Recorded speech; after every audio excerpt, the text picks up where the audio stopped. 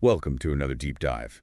Today, we're going to be looking into this really tragic case that shook India in 2024. Yeah. The rape and murder of a young doctor at RG Kar Medical College and Hospital.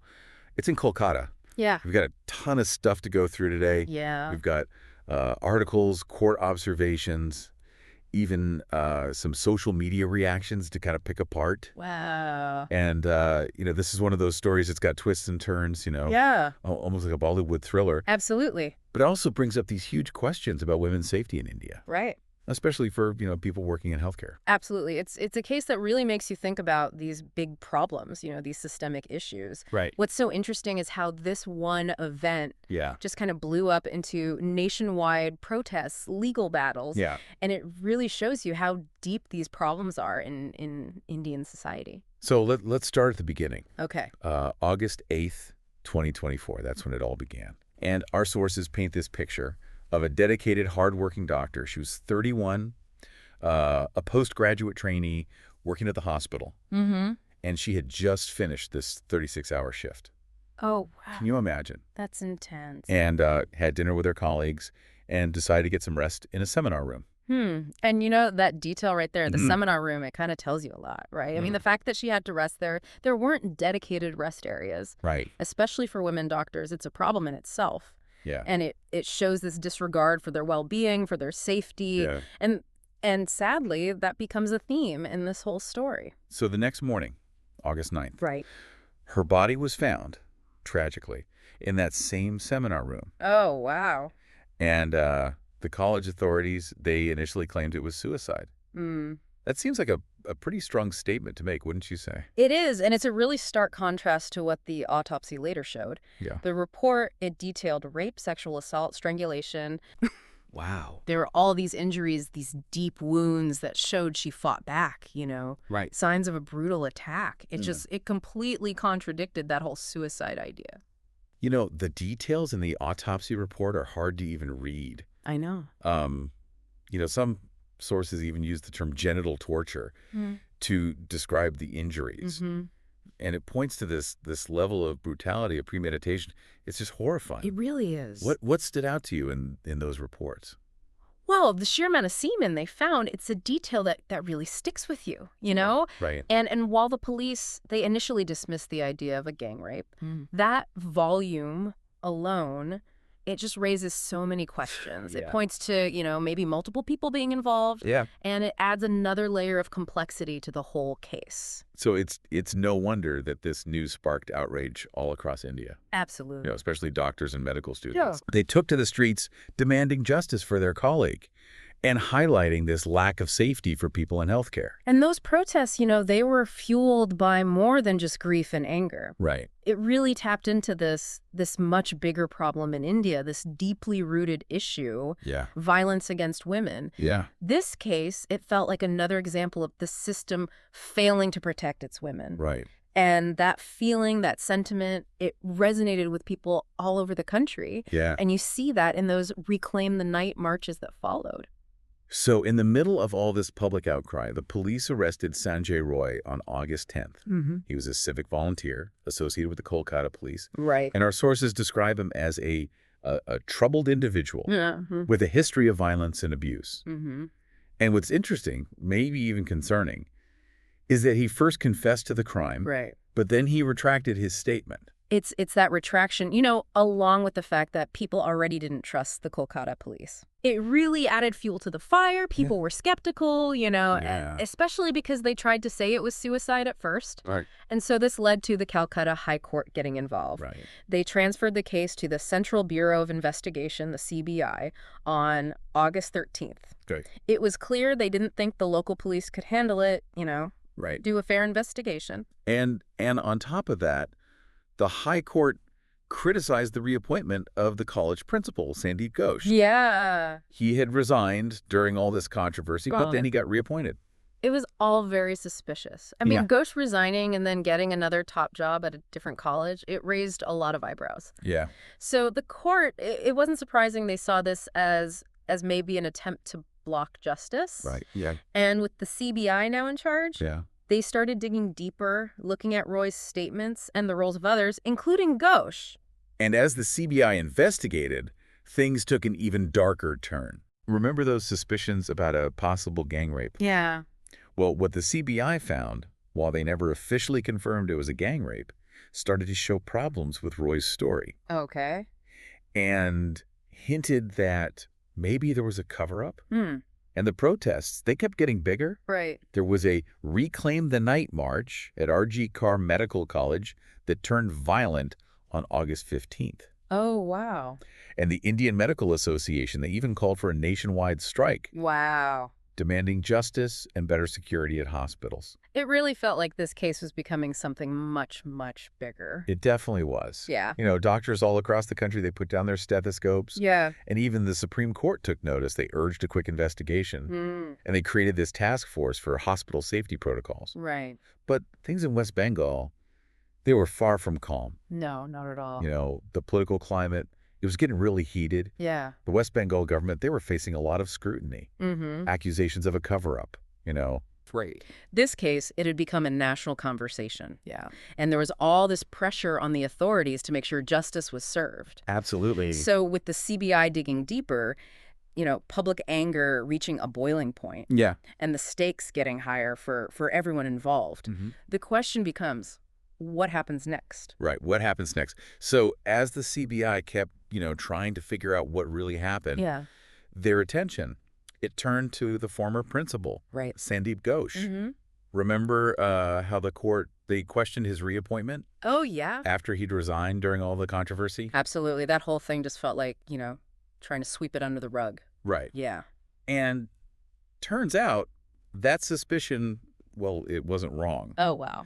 On September 14th, the CBI, they arrested Ghosh Okay. along with a police officer. Really? They accused them of tampering with evidence Wow. and delaying that initial police report, So now you've got the former principal and a police officer. potentially involved in this cover-up. Yeah.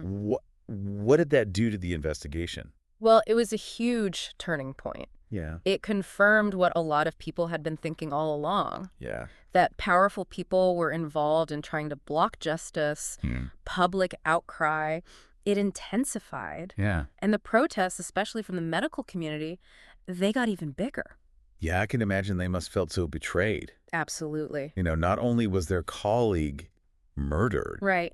But the institutions that were supposed to protect them Yeah. were part of the cover-up. Right. It's awful. And that feeling, that betrayal, Yeah. it fueled their determination to get justice. Right. The junior doctors in West Bengal, they went on strike Wow. for 42 days. 42 days. They demanded a real investigation, and they wanted actual measures to keep healthcare workers safe. And that strike got support from all over India, right? Oh, yeah, absolutely. It feels like this case really resonated with people. It did. This wasn't just about one doctor anymore. It Right. became this symbol, Yeah. of the system failing to protect women Yeah. and failing to hold people accountable. And that resonated with everyone, people from all walks of life. And it got so much media attention. Yeah. The pressure on the authorities was immense. And it wasn't just in India. No, not at all. It went international. Yeah, the Indian diaspora in Australia, Bangladesh, the U.S., the U.K., Canada, Wow. they held protests in solidarity. Wow.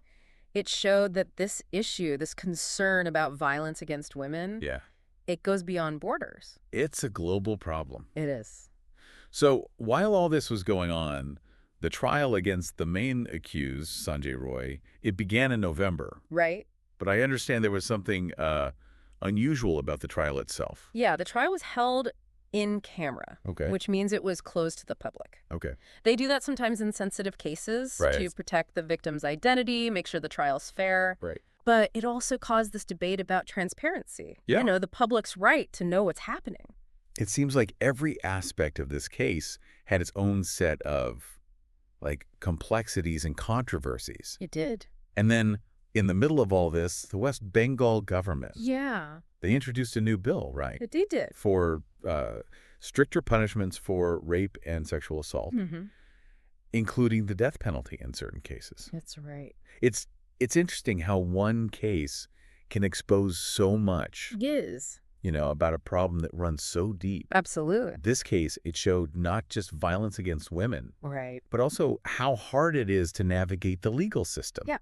And how politics gets involved in these high-profile cases. It did. Absolutely. And that new bill, it just added to the debate, Yeah. about how to actually stop sexual violence. Right. Is stricter punishment the answer? Yep. Or do we need to change things more broadly in society? Yeah, those are big questions. They are. So as the trial went on, was there any new information about the accused or what led up to the murder? Well, while the trial was happening, Yeah. there was a big development in December. Okay. Brenda Grover, Right. she was the victim's lawyer, Hmm. a very well-known, respected advocate. Right. She decided to withdraw from the case. Wow, that's a major setback for the victim's family. It is. What were her reasons? She said intervening factors, Okay. which, doesn't tell us much. No. People started speculating, maybe disagreements with the family Mhm. or frustration with how slow and complicated the legal process is. It's worrying to think that the search for justice Yeah, could be stopped by something like this. it is. So what does this mean for the trial now?